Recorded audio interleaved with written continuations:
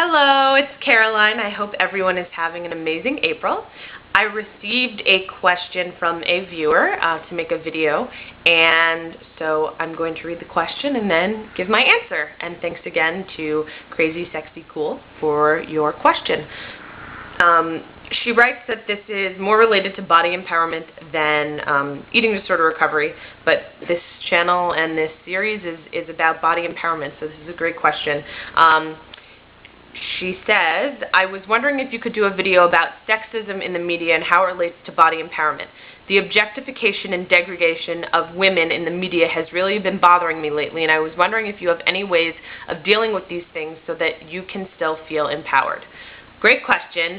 I feel the answer is sort of twofold, and that it exists in two different ways. One is the side of like what is an ideal body and how the media portrays what a body should or should not look like to be sexy or desirable or wanted or perfect or normal or healthy. The other side is the sexism component and the way women are sort of put in a subservient position to men, the heterosexism involved with all of that, so it's twofold.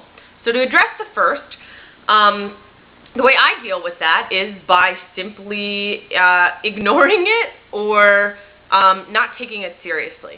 As far as ignoring it goes, when I was in high school and college, I loved reading a lot of magazines that were all about wellness and being in shape and having a good body, and specifically geared towards women.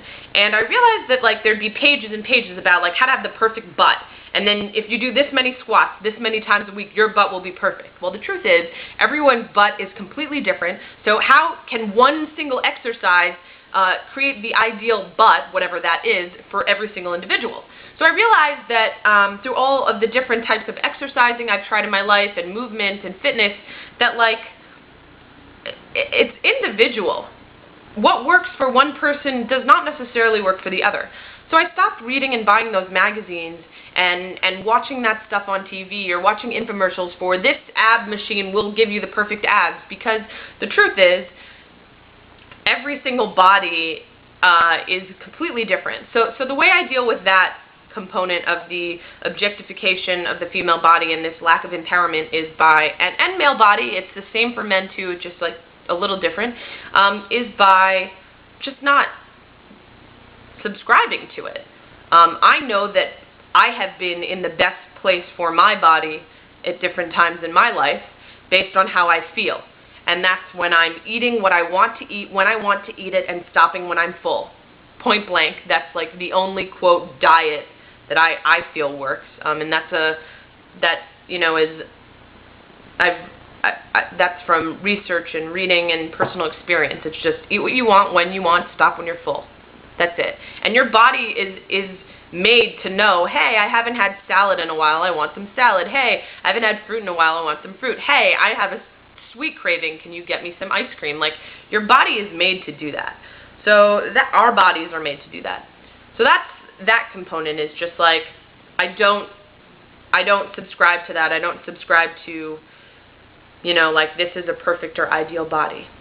The other part of it is the objectification of women and sexism and women as these like objects, and that's this creation of a society where men are dominant, women are subservient, and it is a male-female dynamic, so that's also very heterosexist and not accounting for like all different types of dynamics amongst multiple genders. Like so that's one thing, is like so again, the way I deal with that is just that like it's a completely made up thing. So why should I take it seriously? Like, it's heterosexist, it's sexist, it's not accounting for all different dynamics and ways that humans relate with one another on a sexual level, on a platonic level, on a human level, period. So again, I just like, it's not real. So it's like, why would you let that upset you? Now, however, the other side of that is that it is also like manifesting as something real, and it is a problem the way women are treated as sex objects in the media, in the music industry, in the entertainment industry. And So the way I still feel empowered is going back to what I said at first, which is that I know that is not true. It's just it's a manifestation of these made-up values our society has created.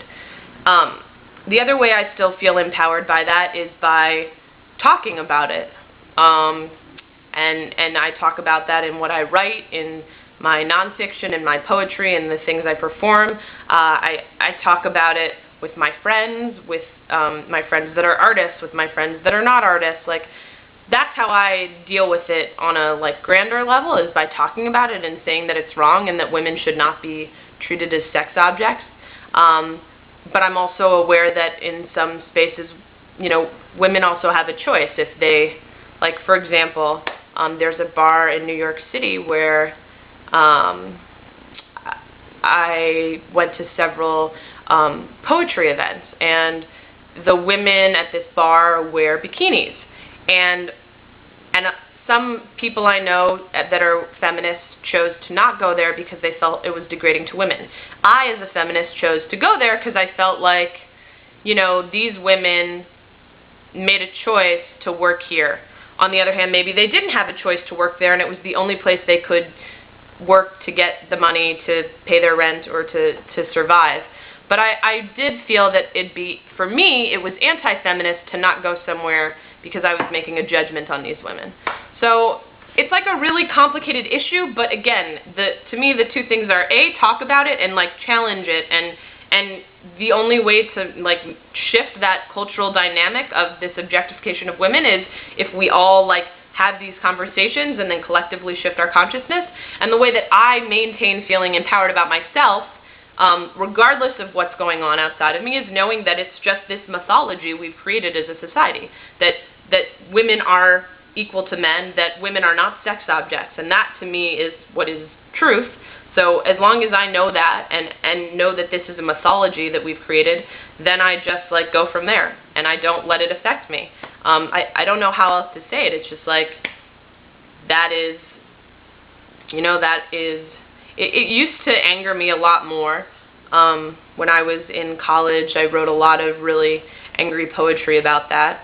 But that's also how I started talking about it more publicly. So yeah, I don't know if that helps. I know that's a lot of abstract philosophical thinking and speech, but I think just the way to go back to the question and make sure I somewhat concretely covered it is that the ways I've found to deal with that and to still feel empowered is just to absolutely know that that women are not sex objects and that women should not be objectified. And then once I know that to be true and understand that the way it's manifested in society is not real, then I go to the second piece, which is to talk about it and to be an activist in that way and a feminist in that way, so that women are empowered to make their own authentic choices on what they want their body and self to represent, because we all do have that right. And so, yeah, I hope that helps.